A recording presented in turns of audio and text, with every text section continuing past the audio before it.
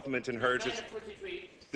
inherited a country that had been wrecked by the irresponsible behaviour and the fiscal mismanagement. This is just a statement of fact for the record of the House.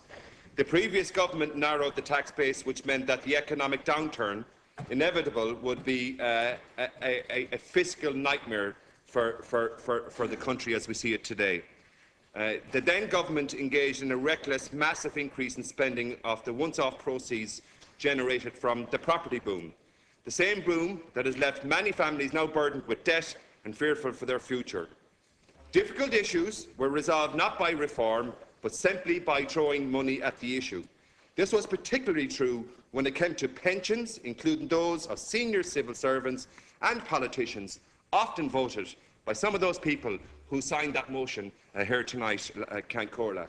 And I acknowledge that those people who signed that motion, often their intentions are well-meaning. And I refer only to the members of the United Left Alliance.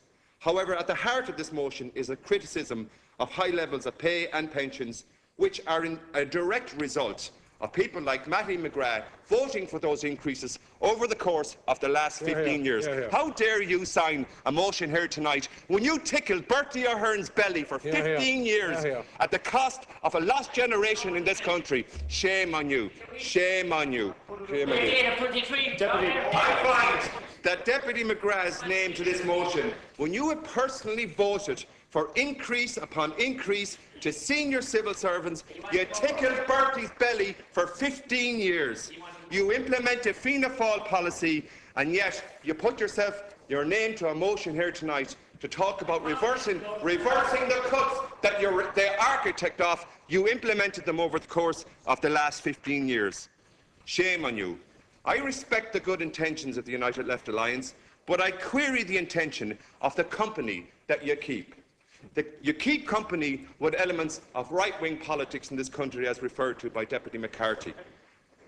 Don't flatter yourself. I don't refer to you in that respect. Through the chair. Not you, Thomas. Not you, Thomas. I have to say that it has to be noted that Deputy Ross refers to in this motion only pensions of public sector workers. Not one reference in the motion to the obscene pensions paid in the private sector, where salaries can be capped, but the contributions, often multiples of that salary, are paid into slush funds, into pension funds, availing of generous tax reliefs that Mattie designed. Generous tax reliefs.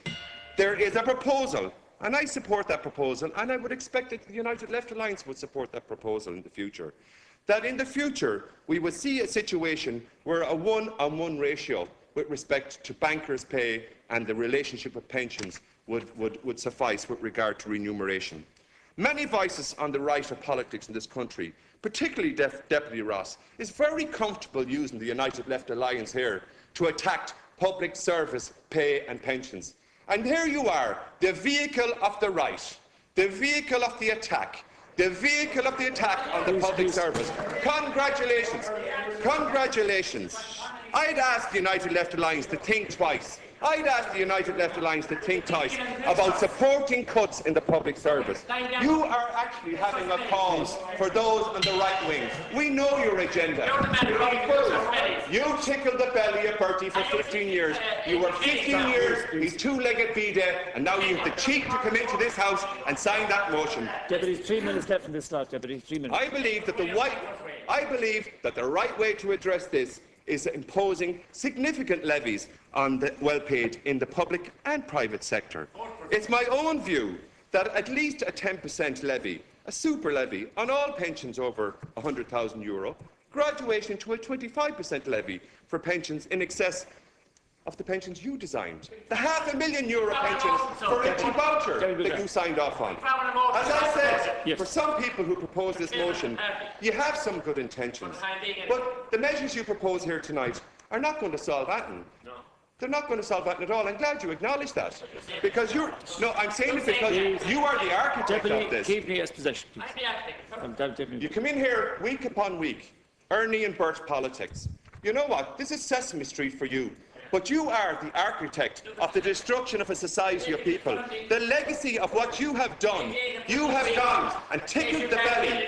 You have gone and tickled the belly of a former Prime Minister of this country, who you had the cheek to come into in this House tonight and suggest. You had the cheek to come into this House and suggest. You're a good job picking in his belly. Yeah, listen, your footsteps have gone up and down that corridor to cutting more deals at the cost of public service pensions and vulnerable people in this economy.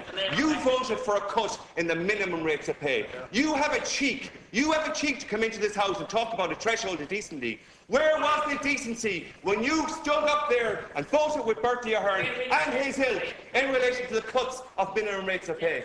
You have more cheek. You have more cheek than the backside of a retired jockey. God bless. I now call